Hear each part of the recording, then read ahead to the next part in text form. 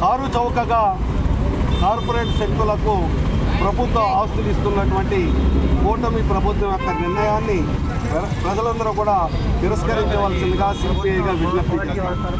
విజయవాడ నగరంలో ప్రధానమైనటువంటి ఆర్టీసీ స్థలాలు గవర్నర్పేట డిపో, ఒకనాడు ఇది విజయవాడ ప్రధానమైనటువంటి బస్టాండ్, అలాగే విద్యాధరపురం డిపో, ఈ రెండు డిపోలను కూడా లూలు సంస్థకి ఇస్తూ తీసుకునేటటువంటి నిర్ణయం ఉపసంహరించుకోవాలని చెప్పి సిపిఐగా డిమాండ్ చేస్తాం. ఇప్పటికే ఎస్ఐపిబి అంటే స్టేట్ ఇన్వెస్ట్మెంట్ ప్రమోషన్ బోర్డ్ ఆమోదం తెలిపింది. దీన్ని ఇచ్చినటువంటి ఎస్ఐపిబి ఇచ్చినటువంటి ఆమోదం ద్వారా APIIC Andhra Pradesh industrial infrastructure corporation RTC మేనేజ్మెంట్కి లేఖలు రాశారు. అంటే ఈ ప్రక్రియ ఎప్పటి నుంచో కొనసాగుతూ ఉన్నది. ఈ ప్రక్రియ రేపు 24వ తారీఖున జరిగేటటువంటి రాష్ట్ర మంత్రి మండలిలో ఆమోదానికి పెట్టనున్నది కూటమి ప్రభుత్వం.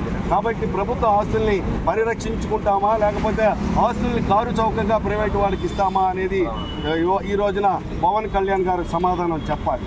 కార్పొరేట్ శక్తులు ఇటువంటి సంస్థలు వస్తే చిన్న చితగా వ్యాపారం చేసుకునేటటువంటి జీవనం సాగించేటటువంటి వారి యొక్క జీవన వ్యవస్థ అంతా కూడా అస్తవ్యస్తం అయిపోతుంది. ఇప్పుడే రిలయన్స్ అని, డీమార్ట్ అని ఈ రకమైనటువంటి అంతర్జాతీయ సంస్థలు వచ్చిన తర్వాత చిరు వ్యాపారులు తన యొక్క జీవితం అంతా కూడా అతలాకుతలం అయిపోయి రోడ్డును వీధిని పడినటువంటి పరిస్థితి ఉన్నది.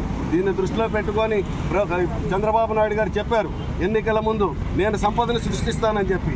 సంపదను సృష్టించాల్సినటువంటి బాధ్యత మీ పైన ఉన్నది. మీరు అధికారంలో వచ్చి దాదాపు 13 నెలలు కావస్తా ఉన్నది. కాబట్టి సంపదను సృష్టించండి.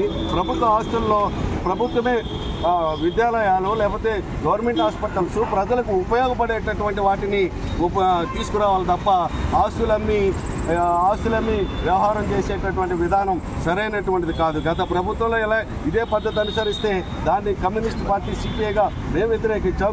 మా వెనకాల మీరు కూడా వ్యతిరేకించారు. కాబట్టి ఈ రోజు మీరు చేస్తున్నటువంటి విధానం సరైనటువంటిది కాదు.